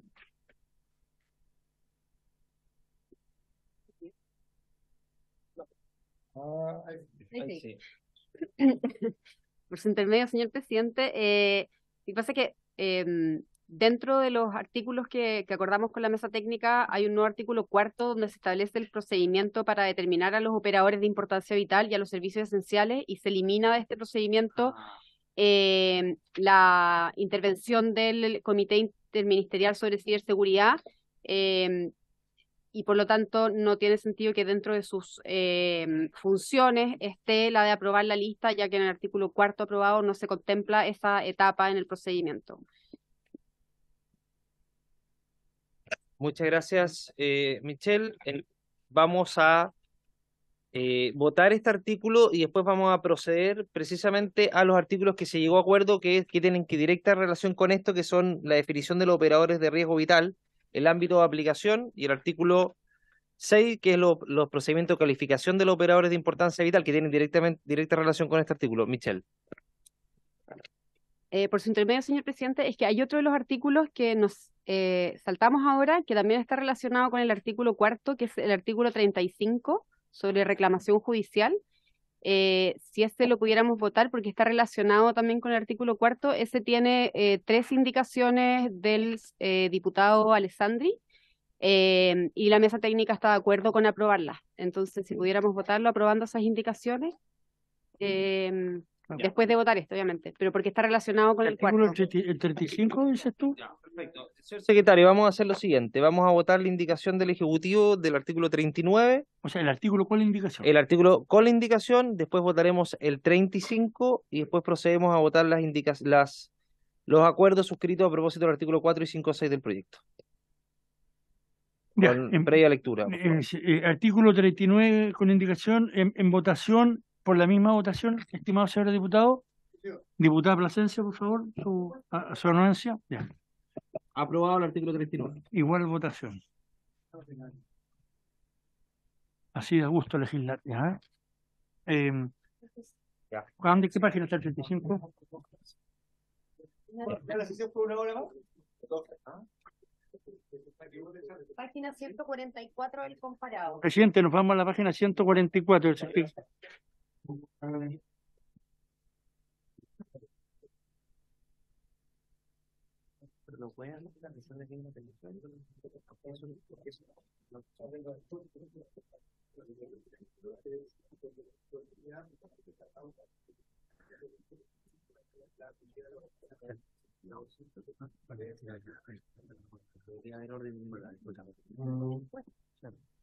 Una. Señor presidente, ahora llegó el diputado Charper, así que la votación puede variar. Ya. Señor secretario, Perito, voy a dar la lectura. por favor, el artículo 35, procedimiento de reclamación judicial. Carolina le da la lectura, señor presidente. Por esta. Vamos a dar lectura al artículo 35 del texto del proyecto aprobado por el Senado. Página 144 del comparado. Artículo 35. Procedimiento de reclamación judicial. Las personas que estimen que un acto administrativo que paraliza el procedimiento o una resolución final o de término emanado de la agencia sea ilegal y les cause perjuicio, podrán deducir un reclamo de ilegalidad ante la Corte de Apelaciones de Santiago o la del lugar donde se encuentre domiciliado el reclamante, a elección de este último. El reclamo deberá interponerse dentro de los 15 días hábiles siguientes a la notificación de la resolución impugnada, según las siguientes reglas. A. El reclamante señalará en su escrito con precisión la resolución objeto del reclamo, la o las normas legales que se suponen infringidas, la forma en que se ha producido la infracción y, cuando procediere, las razones por las cuales el acto le causa agravio. B. La Corte podrá reclamar inadmisible la reclamación si el escrito no cumple con las condiciones señaladas en la letra A anterior. Asimismo, podrá decretar orden de no innovar cuando la ejecución del acto impugnado le produzca un daño irreparable al recurrente. C. Recibida la reclamación, la Corte requerirá el informe de la agencia concediéndole un plazo de 10 días hábiles al efecto. D. Evacuado el traslado o teniéndosele por evacuado en rebeldía, la Corte podrá abrir un término de prueba si así lo estima necesario, el que se regirá por las reglas de los incidentes que contempla el Código de Procedimiento Civil. E. Vencido el término de prueba, se ordenará traer los autos en relación. La vista de esta causa gozará de preferencia para su inclusión en la tabla. F. Si la Corte da lugar al reclamo, en su sentencia decidirá si existió agravio y ordenará cuando sea procedente la rectificación del acto impugnado y la dictación de la respectiva resolución según corresponda. G. Tratándose de reclamaciones en contra de una resolución que resuelve un procedimiento sancionatorio, la Corte podrá rechazar o acoger la resolución impugnada, establecer o desechar la comisión de la infracción según corresponda y mantener, dejar sin efecto o modificar la sanción impuesta al responsable o su absolución según sea el caso. H. Contra la resolución de la Corte de Apelaciones no procederá recurso alguno. I. En todo aquello no regulado por el presente artículo regirán las normas establecidas en el Código Ordinario de Tribunales, en el Código Orgánico de Tribunales, y en el Código de Procedimiento Civil según corresponda. Eso sería, presidente, respecto al texto de proyecto de el aprobado en el Senado. ¿En discusión? Diputado Leal. Sí,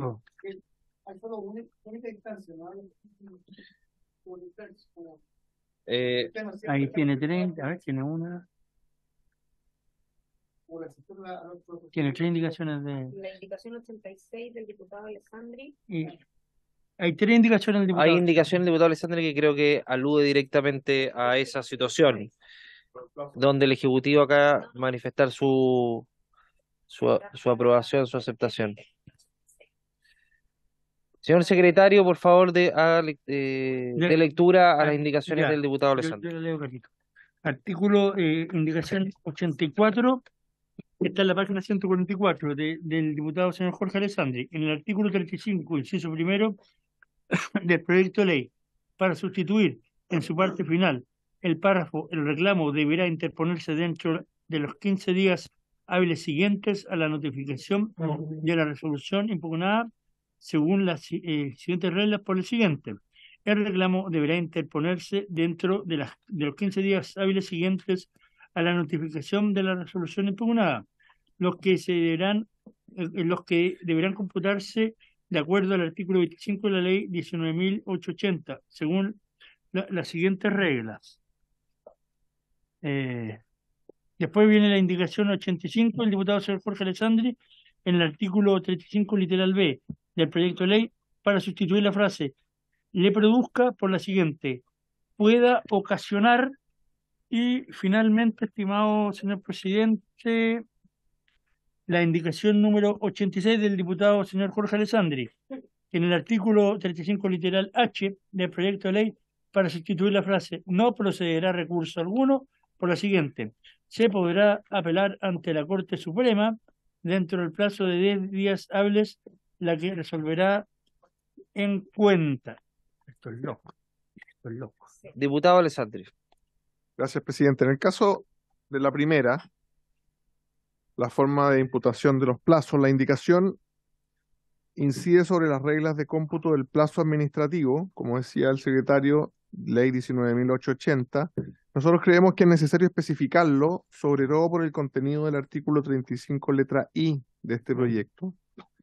La Corte Suprema ha resuelto sistemáticamente que los plazos de acuerdo a los cuales puede impugnarse una resolución que resuelve un reclamo de ilegalidad deben computarse según la regla del artículo 25 de la 19.880. Por lo tanto, constituye un criterio favorable para el ciudadano frente a los actos de la administración.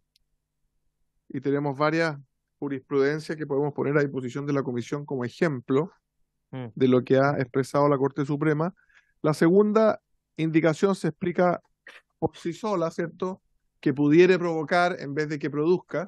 Muchas veces los ciberataques no logran su objetivo, pero el solo hecho de poner al país o al sistema en peligro, a nuestro juicio, ya es grave. Y la última, también siempre creemos que el ciudadano tiene derecho a poder apelar. Entonces, por eso proponemos cambiar que no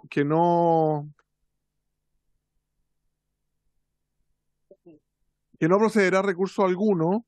Nosotros creemos que sí, debe haber un recurso posible. Esto incide en la posibilidad de impugnar una resolución de la Corte de Apelaciones que resuelve el reclamo de ilegalidad.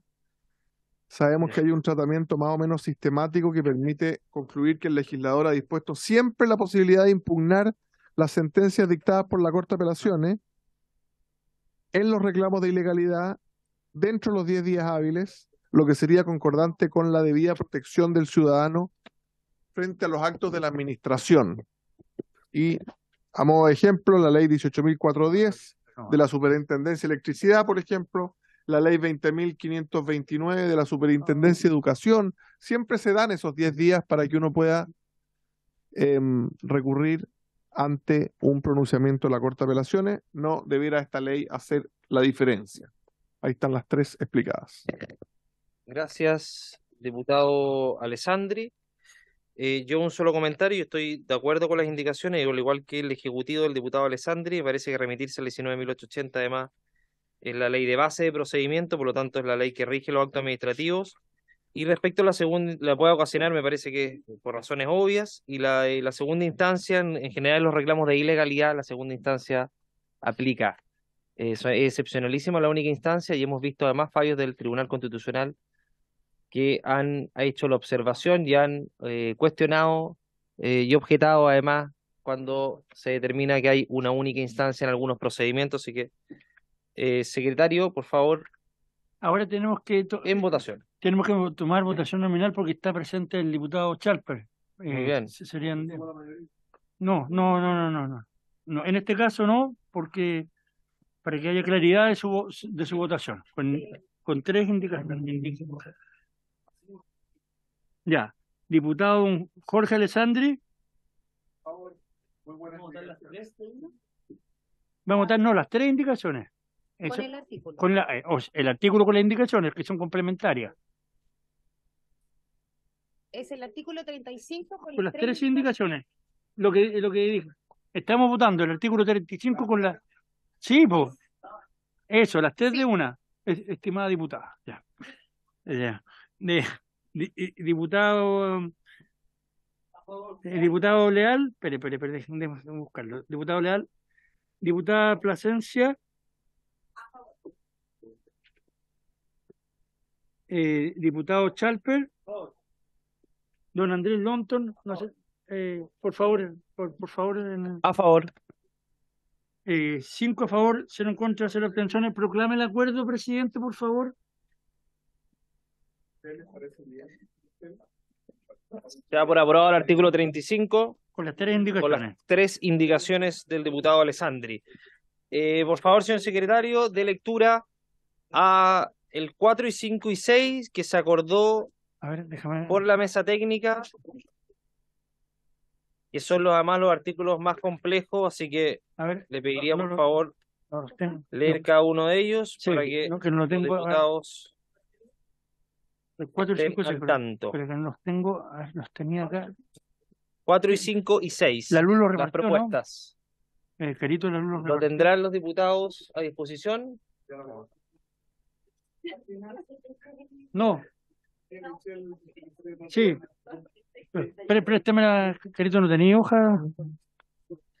A ver, señor secretario, Sí, mientras espera. buscan las hojas, por favor, votemos el 40 y 41, Acá está la hoja, presidente. que son los que precisamente no tienen ningún tipo No. de discusión y no hay indicaciones. 43 también, acuerdo, 43 también. Y la imprima la. Sí, está bien, no vamos a alcanzar. Ya, señor secretario, El 40. los 3 artículos son extensos y estamos a 5 minutos de que termine la comisión, así que por favor procedamos a votar el 40, 41. Déjeme ver. 40, 42 y 43. No, Espérate. es 40, 41, 42 y 43. 55.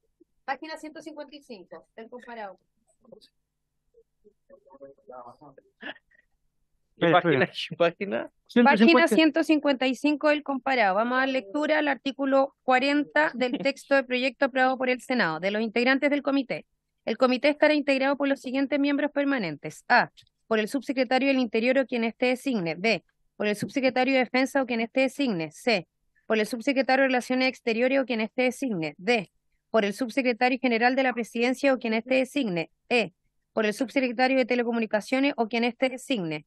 F, por el subsecretario de Hacienda o quien éste designe. G, por el subsecretario de Ciencia, Tecnología, Conocimiento Pide e silencio, Innovación presidente, por o favor. quien éste designe. H, por el director o directora nacional de la Agencia Nacional de Inteligencia.